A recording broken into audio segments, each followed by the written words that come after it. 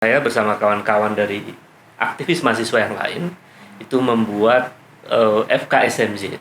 Ketika masuk ke kampus, saya tidak mudah untuk ditarik-tarik ke kelompok-kelompok aktivis itu. Tahu nggak apa yang dilakukan? Kita diskusinya di kos-kosan. Demo ke mana? Ke DPR itu. Kita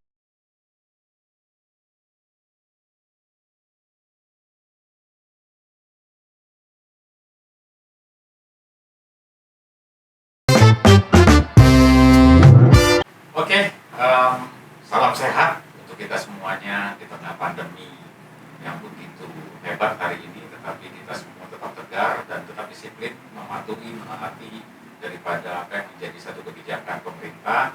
Ya tentunya sebagai kita masyarakat ya mau tidak mau harus patuh ya, karena pemerintah sudah memantau tentang keadaan COVID ini. Sebagaimana kita punya setiap kegiatan diskusi melalui podcast ini, yaitu ada fakta di balik sebuah cerita. Ya tentu ini semuanya tidak lepas daripada bagaimana kita mengimplementasikan sehingga kita dapat mengaktualisasikan bahwa terdapat fakta-fakta yang baik sekali untuk mencapai nilai kebenaran, sehingga kita bisa tahu betul bahwa cerita-cerita itu sesungguhnya penuh dengan kebenaran. Nah, kebenaran material itu disebut dengan fakta. Saudara-saudaraku sekalian, hari ini kita akan berdiskusi dengan tentunya tidak lepas daripada pokok pembahasan pertama kita, yaitu tentang aktivitas tahun 1998. Di hadapan kita sudah ada namanya Kang Ubaidillah Badrun. ya, Selamat datang nih Kang Ubaidillah Badrunnya. Sehat, Bang. Protokol kesehatan. Iya, tadi sudah ada ini SOP-nya ya. Ya, berjarak ya, tetapi kemudian ya tidak mengurangi kita untuk mendapatkan ilham, inspirasi ya, dan tentunya pengetahuan sebenarnya ada fakta apa gitu loh di balik seorang Kang Ubaidillah ya, Kang Ubed dipanggilnya ini ya, ada fakta apa ya.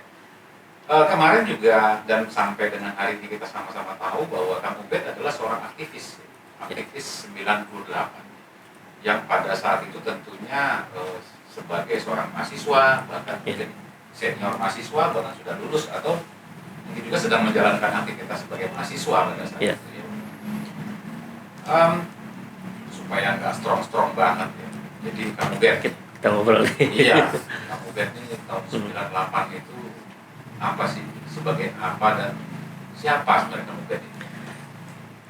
Panjang nih ceritanya, Bang. Panjang ya. Kita bisa bingkai beberapa narasi pentingnya ya. Bahwa memang saya itu begitu masuk kampus sudah menjadi aktivis. Dari ketua himpunan mahasiswa program studi ya, atau ya? BEM Prodi, BEM sekarang istilah BEM ya. Ya. BEM fakultas, ketua umum semua sampai ketua umum BEM universitas. Dulu namanya Senat Mahasiswa, itu di UNJ ya. Dulu namanya masih UNJ atau IKIP Jakarta. IKIP Jakarta. Dari begitu saya udah mau lulus sudah jadi universitas. Oh, jadi pada tahun 98 itu masih Mahasiswa akhir saya. Akhir ya? Mahasiswa akhir. Semester. Itu baru saja selesai menjadi ketua umum Senat Mahasiswa. Oke. Nah, tapi sebelum saya selesai dari ketua umum Senat Mahasiswa, saya bersama kawan-kawan dari aktivis mahasiswa yang lain itu membuat FKSMJ, Forum Komunikasi Senat Mahasiswa Jakarta. Ini yang kemudian menjadi komunitas penting atau entitas penting gerakan mahasiswa 98 selain Forkot ya. Nah, aktivisnya banyak. Aktivis FKSMJ itu ya, termasuk Bung Nando ya, ada di yang juga kenal dengan Bung Bob misalnya. Itu FKSMJ. Nah, di FKSMJ itulah saya beraktivitas sebagai aktivis sampai 98 masih membina adik aktivis pada waktu itu. Dan saya 98 itu juga menjadi ketua umum HMI MPO, HMI yang kritis terhadap kekuasaan, ketua umum HMI MPO cabang Jakarta. Dan 98 masih ya aktivis di jalanan, menemani teman-teman FKSMJ, dan juga saya memimpin organisasi HMI MPO pada waktu itu. Dan menduduki DPR, bermalam di sana. Ikut juga ya? Ikut karena saya membawa mungkin lebih dari hampir 1000-an lebih aktivis HMI pada waktu itu. Selain juga mendampingi teman-teman FKSMJ yang memang dekat dengan saya.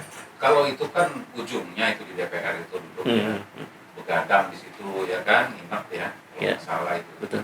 Karena saya juga dulu ikut-ikutan juga, gitu. Iya. Cuma dropping sana dropping sini. Gitu. Oh, Nah, tapi itu kan ujungnya tadi. Itu awal-awalnya bagaimana sih sampai akhirnya menduduki DPR itu? Apa sebenarnya yang terjadi pada saat atau era 98 itu? Ya? Itu Era 98, karena itu kan ujung itu tidak lepas daripada 97, 95, 96 gitu kan. Mungkin ada rilis-rilis sebelumnya. itu diskusinya panjang, Bang. Ah, Jadi ketika saya menjadi aktivis, dan memang saya sejak SMA juga aktivis, saya ketua OSIS, Bang. Oh. Jadi memang dunia aktivis itu menjadi dunia yang tidak bisa lepas dari diri saya. Tapi saya juga senang menulis. Jadi memang tradisi riset, menulis dan lain itu bagian integral dalam diri saya. Nah, ketika masuk ke kampus, saya tidak mudah untuk ditarik-tarik ke kelompok-kelompok aktivis itu. Tapi saya senang berdiskusi.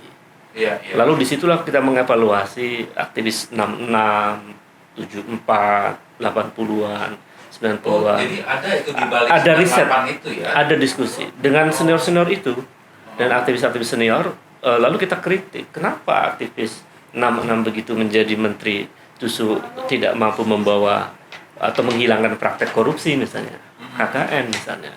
Termasuk kita juga mempelajari kegagalan 74 ya, yang kemudian ternyata habis karena ada semacam rekayasa kerusuhan pada peristiwa Malari itu. Iya. Nah, itu kan terjadi. Jadi kita belajar dari peristiwa-peristiwa itu, sehingga kemudian kalau begitu kita harus menggunakan pola baru. Pola yang tetap konsisten. Itu tepatnya tahun berapa itu, Kang? Itu tahun 95. 95 ya. 95 itu udah kita pikirkan pola baru gerakan.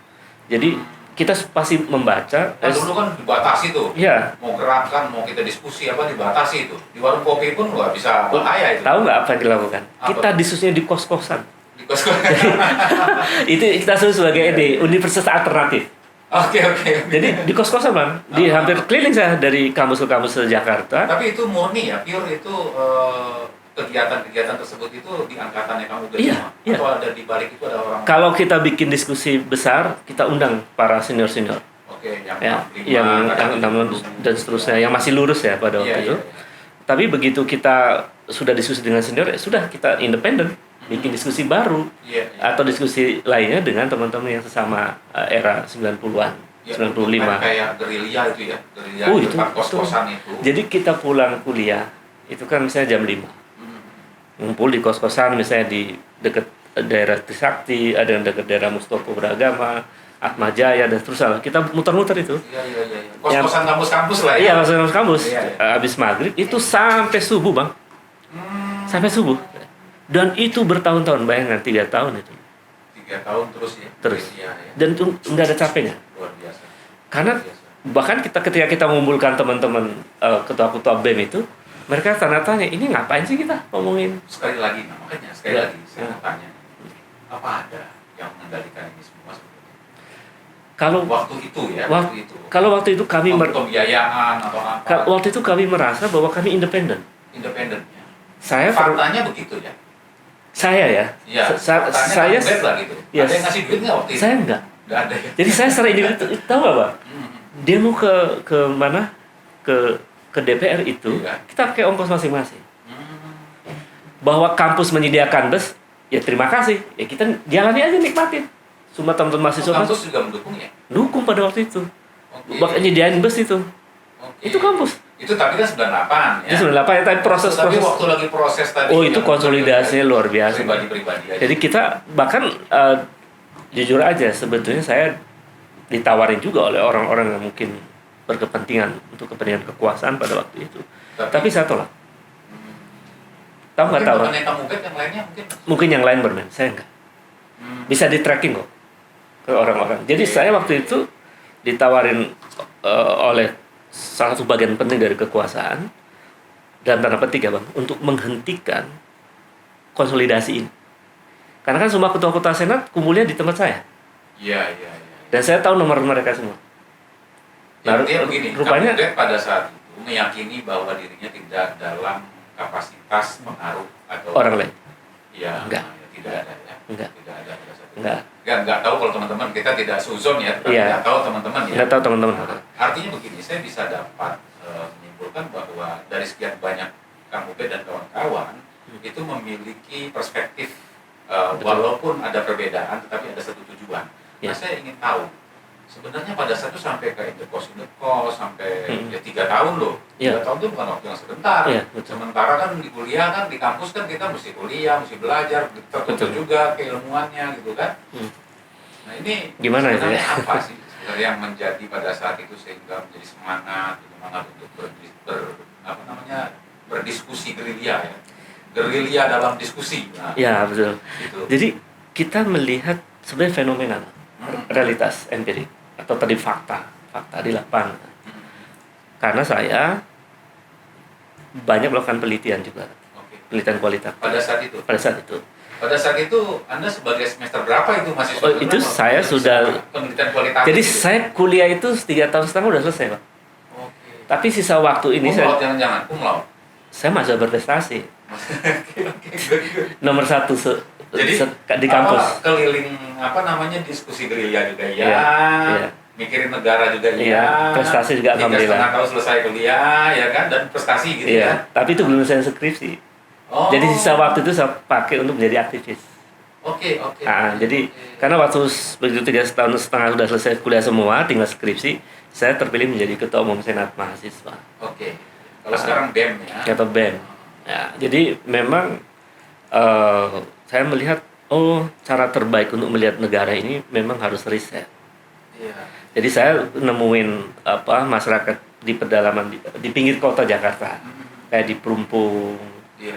di Warakas, itu Pada mana saat saya itu ya? pada saat itu saya ingin tahu cerita mereka tentang gimana kondisinya. Ya saya tahu bahwa mereka tahun itu makin menderita sampai kemudian kita tahu peristiwa penting, kalau nggak salah Desember tahun 97 ya Pak. Iya. Itu di Papua ada 400 orang meninggal bukan karena sakit. Tahun 97 ya. Ya, Desember. itu ya. Itu berita resmi di TVRI kalau nggak Iya. salah. Itu 400 orang meninggal bukan karena sakit tapi karena kelaparan. Karena kelaparan. Itu yang membuat saya kemudian demo ke Bulog Oke. waktu itu. Jadi itu sebelum peristiwa 98. Jadi ada saudara-saudara kita di Papua, Iya. 400 orang 400 orang meninggal kelaparan. kelaparan. Bukan karena sakit. Saya bilang, ini masalah serius. Kemudian terjadilah kelangkaan sembako itu. Iya. Maka kemudian kita demo di Bulog waktu itu. Itu 97 ya. Itu 97. Memang pas ujung-ujungnya. Ujung-ujung lagi dari ya. krisis. Termasuk kita juga kemudian mulai mewacanakan ini pemerintah makin nggak beres gitu. Oke. Jadi itu akhir 97 loh Bang. Tapi sebelum itu kan rangkaian pertemuan kita panjang dengan berbagai aktivis. Kesimpulannya begini, kalau kita bergerak lalu tiba-tiba ada kerusuhan, apakah kita mau berhenti bergerak? Iya. Itu kita bahas di kalangan pentolannya Bang aktivis. Iya. Kalau kita pakai studi sejarah tahun 74 yang peristiwa Mahlari, Iya. kita gagal di situ. 74 itu gagal. Iya, karena kan begitu rusuh, mahasiswa ditangkap, diam Selesai. semua. Iya. Kita bersepakat, kita nggak bakal berhenti. Belajar daripada kejadian pada Kejadian saat itu ya sebelumnya. Iya, ya. betul. Tahun 98 ini kita Betul. punya komitmen tidak sebatas gerakan, tetapi sampai pada Maju terus, Oke. sampai berhasil menata ulang pemerintahan itu. Iya. Nah, termasuk mulai muncul pertanyaan, kalau ada yang ditembak, apakah kita akan berhenti atau maju terus? Kesimpulannya maju terus. Dan betul saja yang benar terjadi, ada kerusuhan pada 12-13 Mei itu kemarin. Iya. Kita ini skenario-nya kok mirip ya pada peristiwa tahun 60-an, 70-an kan. 74 itu sama Mahlari. Oke, maju terus. Jadi makanya ketika terjadi kerusuhan, mahasiswa tetap demo, Bang. Jadi Kang Ubed pada saat itu ada merasakan suasana yang mirip-mirip gitu, Mirip-mirip. dengan kejadian-kejadian Kejadian. besar sebelumnya ya. Kemudian kita udah feeling, kayaknya bakal ada yang ditembak. Itu udah kita diskusikan. Karena polanya kan begitu, untuk menghentikan gerakan itu kan kekuasaan cenderung menggunakan pola yang sama, Bang. Iya. Terjadilah peristiwa Trisakti itu. Oke. Jadi itu, wah, luar Kira biasa. Teman-teman Trisakti itu yang korban. Yang korban ya. itu. Maka di situ kita juga merenung, maju mundur, maju. Kita nggak bakal berhenti. Kalau kita berhenti, selesai Bang. Oke. Waktu itu Habis semua. habis semua. ya kan? Kita ditanggapin sudah selesai. Kuliah nggak beres. Nggak beres. Jadi kita maju terus. Oke. Jadi nah kemudian itu kan begitu tekad yang kuat sekali ya. Artinya tekad perlawanan lah pada saat itu ya. Tekad perlawanan itu sebenarnya dasarnya dari informasi dan pengetahuan dengan kejadian apa sih pada hakikatnya itu pada saat itu. Jadi banyak peristiwa. Tadi itu kan ada kelaparan. Kelaparan. Sistem pemerintah kita tidak baik ya, tidak bagus.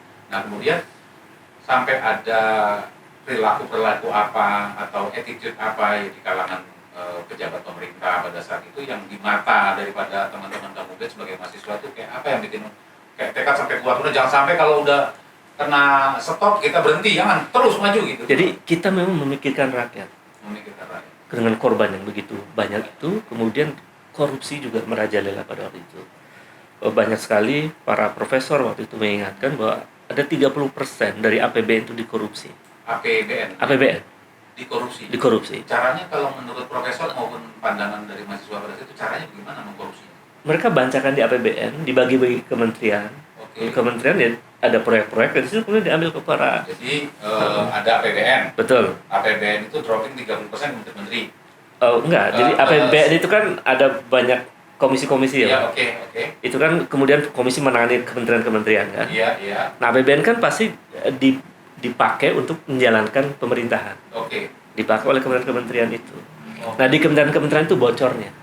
Karena mereka kong-kali-kong dengan politisi dan lain-lain. Jadi kebocoran yang dalam bahasanya adalah korupsi itu terjadi di banyak kementerian.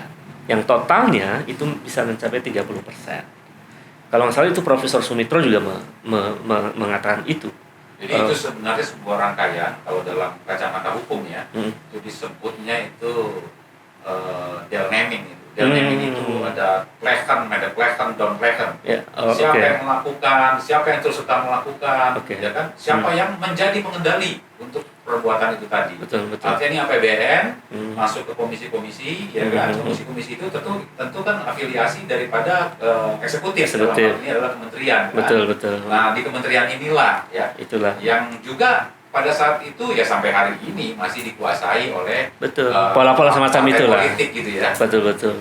Ini yang disebut oligarki kan. Itu markup. Karena terjadi ada markup di situ sehingga perilaku korupsi terjadi. Nah, proses penguasaan pada bisnis di lingkaran mereka itu oligarki. Kan pasti dikerjakan oleh swasta. Swasta melalui tender. Tendernya bisa direkayasa. Ya, itu kong-kali-kong tuh antara oligarki dengan eksekutif misalnya. Jadi red line bener tuh ya. Betul. Di bayangannya betul. itu tentang kinerja KKN betul. Itu udah kita dari mahasiswa dulu udah tahu gitu ya. Itu gergetan kita lihat. Apalagi kemudian misalnya ditambah dengan proyek-proyek nasional itu kemudian sebagian tertentu itu dikelola oleh keluarga dari penguasa. Itu nepotisme. Jadi korupsi APBN-nya 30%, kemudian kolusinya di antara yang APBN jaringan tadi terjadi, lalu nepotismenya juga dipertontonkan. Misalnya sebenarnya ada proyek mobil nasional lah, semacam itulah kan. Itu kan kenapa harus keluarga yang menangani itu? Itu yang disebut KKN. KKN itu narasi satu nafas. Dia tidak bisa diucapkan ini. Jadi korupsi nepotisme betul. Tripartis saling berhubungan itu. Dan itu terjadi pada waktu itu. Apalagi ditambah ada masyarakat yang meninggal karena kelaparan gitu. Kemudian terjadi kelangkaan sembako, lalu orang pada ngantri pada waktu itu. Itu kan terjadi. Itu menjadi akumulasi dari kegelisahan kami pada waktu itu, sehingga kami melakukan perlawanan. Dan kira-kira 2 tahun sebelum itu kan ada peristiwa praktek rezim yang tidak demokratis. Itu misalnya dalam kasus, maaf saya sebutkan, ada partai namanya PDI pada waktu itu yang kemudian diintervensi oleh kekuasaan sehingga terbelah.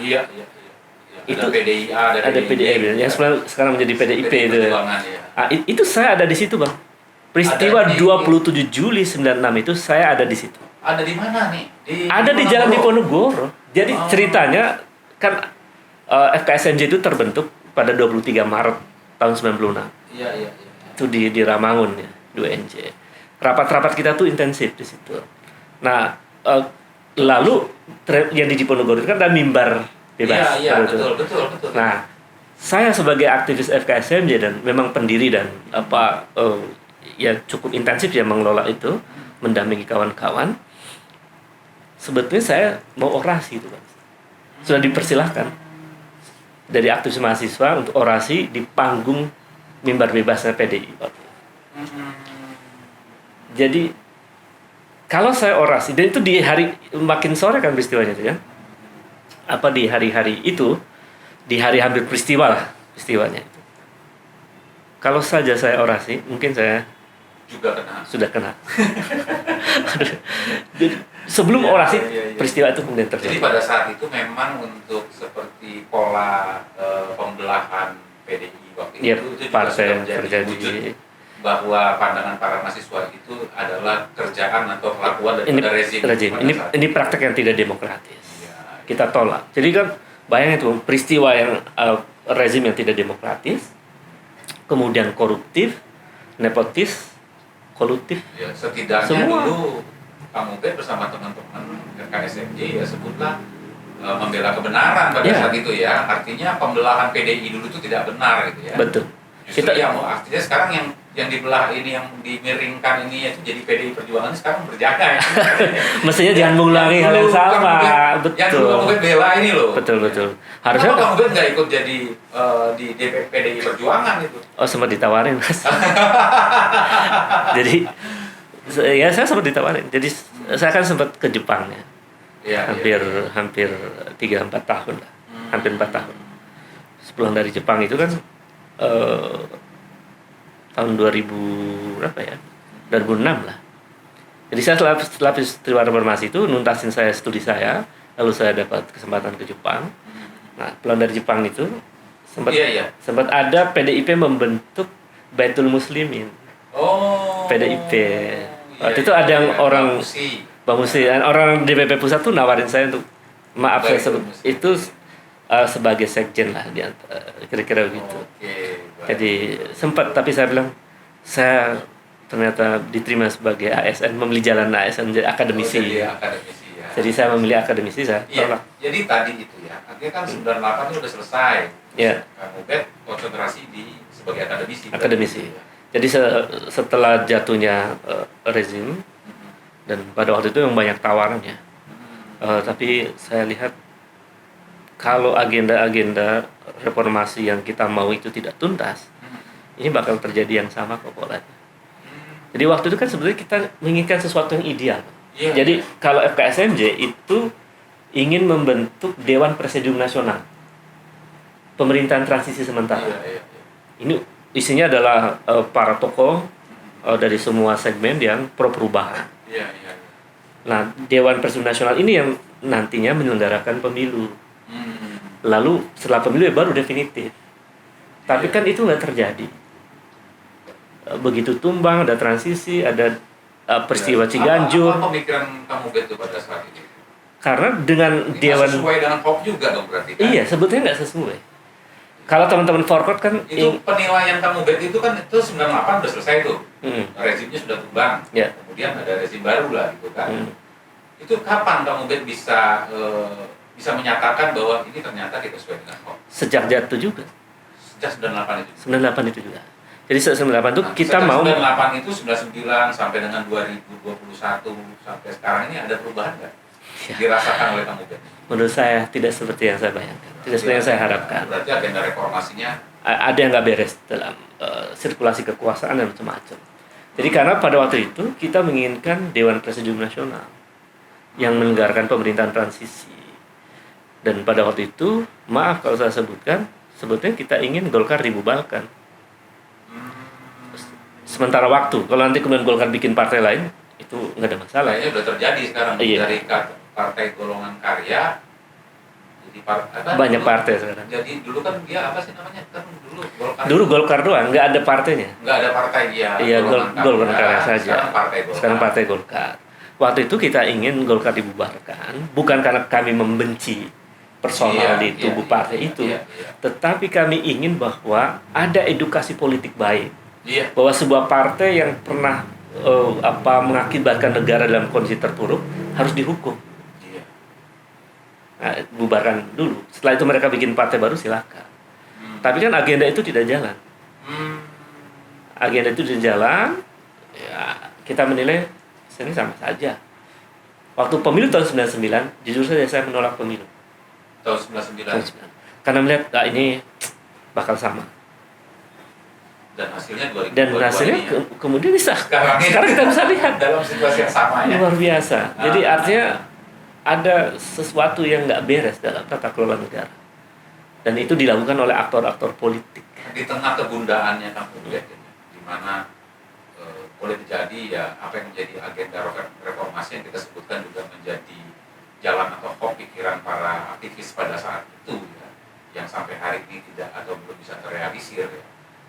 Di tengah suasana kebatinan yang seperti itu, Kang Ubed kan melakukan kegiatan lanjutannya seperti misalkan ya sudah jadi PNS, ASN ya sekarang ini kan, atau jadi akademisi ya. Apa aja sih kegiatan Kang Ubed itu akhirnya? Ya Bang Bob, dengan agak-agak ya payah ini apa yang menjadi arahan jadi udah deh saya konsentrasi di buku aja atau apa gitu kan, mungkin itu kali ya. Jadi setelah peristiwa reformasi itu kan kemudian dengan saya menolak banyak tawaran ya pada waktu itu, sebenarnya menggiurkan tawarannya Bang. Mau apa aja, mau kuliah di luar negeri, mau silakan pilih mau apa. Tapi itu di Jepang itu nggak ada yang kuliahin atau apa, kegiatan apa di Jepang? Di Jepang itu saya memimpin Indonesian School. Jadi ada sekolah Indonesia di Tokyo Indonesian School ya, atau Sekolah Republik Indonesia Tokyo. Itu saya menjadi vice principal di situ. Oke. Vice principal itu maksudnya? Wakil kepala sekolah. Oh. Setelah itu sebetulnya saya sambil riset. Jadi saya aktif di Institute for Science and Technology Studies. Kemudian juga jejaring dengan beberapa profesor, termasuk juga saya sebutkan ada Profesor Kang Miichi di situ, yang kemudian dia memberikan pengantar di buku saya tentang radikalisasi gerakan mahasiswa pada waktu itu. Apa tahun 98 itu? Iya, itu saya nulis buku setelah pulang dari Jepang. Itu buku tentang radikalisasi gerakan mahasiswa. Kemudian aktivitas saya di sana riset, menulis, mengajar. Sambil sebetulnya kalau dilanjutkan sebagai studi S3 itu sebenarnya saya tinggal beberapa langkah lagi untuk menuntaskan dengan jalur riset ya. Tapi kemudian keburu ada peluang menjadi ASN di Indonesia. Lalu saya pulang menjadi dosen. Hal itu tuh kayak gitu tuh pulang pergi riset apa segala macam, apa itu di bawah bantuan negara atau apa? Saya ya digaji di sana. Mungkin penghasilannya lumayan besar sih. Karena di Jepang terus jadi kalau mau enak di Jepang secara ini, secara finansial ya. Tetapi kan ya kita harus membumi lah. Kita kembali untuk memikirkan republik, dan saya lihat ada agenda-agenda yang tidak dijalankan dalam agenda reformasi.